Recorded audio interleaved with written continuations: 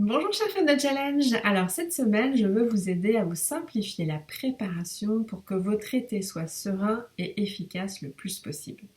Alors depuis le nombre d'années que j'exerce, eh bien en fait, j'ai petit à petit mis certaines choses en place qui font en sorte que la plupart de mes étés se passent sereinement et efficacement.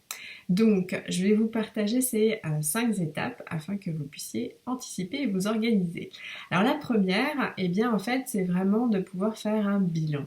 Un bilan de ce qui s'est passé depuis janvier. Donc un bilan de ce qui s'est bien passé. Donc ça c'est très très important, surtout si vous vous reconnaissez comme étant une femme de challenge, puisque les femmes de challenge, nous montons souvent la barre, on a toujours envie de faire mieux, envie de faire plus. Et on peut facilement basculer dans le manque, la frustration, la culpabilité, etc. Donc il est extrêmement important de voir aussi quel a été le chemin parcouru. Donc le chemin parcouru de ce qui s'est bien passé, donc de vraiment être très au fait de tout ce qui s'est bien passé, de bien prendre le temps de rechecker votre agenda pour vous rappeler tout ce que vous avez pu oublier en chemin.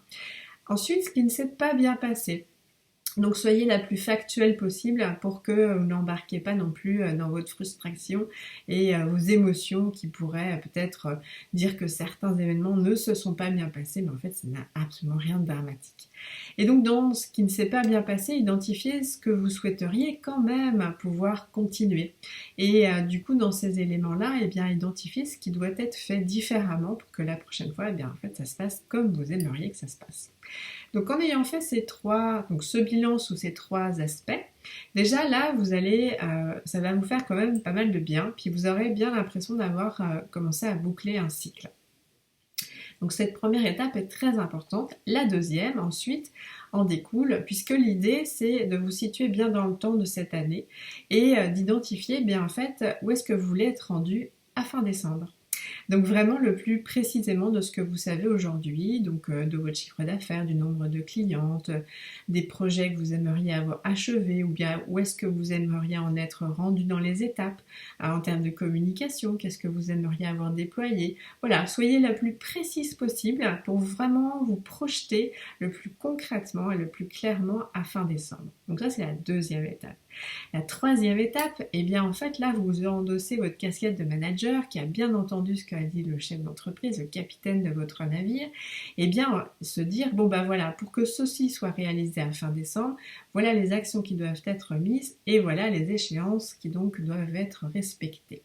On est bien d'accord, c'est un cadre flexible, donc les échéances ne sont pas absolument impératives, mais les projets le sont par contre. Donc on peut décaler la date, mais pas changer le projet, ce serait dommage, sinon vous ne seriez pas là où vous voulez être à fin décembre. Donc ensuite, eh bien en fait, ça va être de planifier votre été si ça n'a pas déjà été fait. Donc vraiment de pouvoir mettre en place tout le temps que vous avez envie.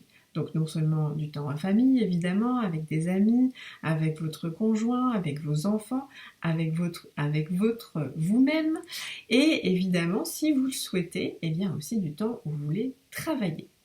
Et donc, personnellement, quand moi, me suis donné la permission de faire ça, en fait, ça a été vraiment déjà un stretch, et ensuite vraiment très chouette parce que en ayant planifié, eh bien, j'ai partagé ce planning avec mes enfants, mon mari, et puis ça aide énormément à pouvoir vraiment nourrir toutes les facettes que nous avons de nous. Si vous souhaitez être 2 mois off complètement de votre entreprise, évidemment, vous en avez pleinement le droit. Donc donnez-vous la permission de vraiment nourrir toutes les facettes qui sont nécessaires pour vous durant ces 2 mois, ça c'est extrêmement important. Et donc évidemment, le cinquième point, c'est de vous dire que si vous travaillez, eh bien, il y a 2 choses à comprendre. La première, c'est que oui, évidemment que vous pouvez avoir des nouveaux clients durant l'été, ça c'est extrêmement important parce qu'il y a encore une croyance qui dit que durant l'été, il n'y a pas de clients. Or, ce n'est pas vrai. Enfin, achetez la croyance que vous souhaitez. Et la deuxième chose, eh bien, en fait, pendant ce temps d'été, eh bien, vous avez aussi la capacité d'avoir une plage de temps où vous pouvez aller plus en profondeur sur vos projets, aller plus en profondeur aussi sur les réajustements que vous souhaitez faire. Puisque vous venez faire préalablement le bilan, eh bien en fait il y a peut-être des choses que vous voulez changer, vous voulez créer, et donc c'est vraiment un temps effectivement très propice à ça. Donc voilà, en ayant mis ces 5 étapes, eh bien a priori vous devriez passer un été vraiment serein et efficace. Et donc je vous souhaite une préparation et ensuite un bel été. À très bientôt, au revoir.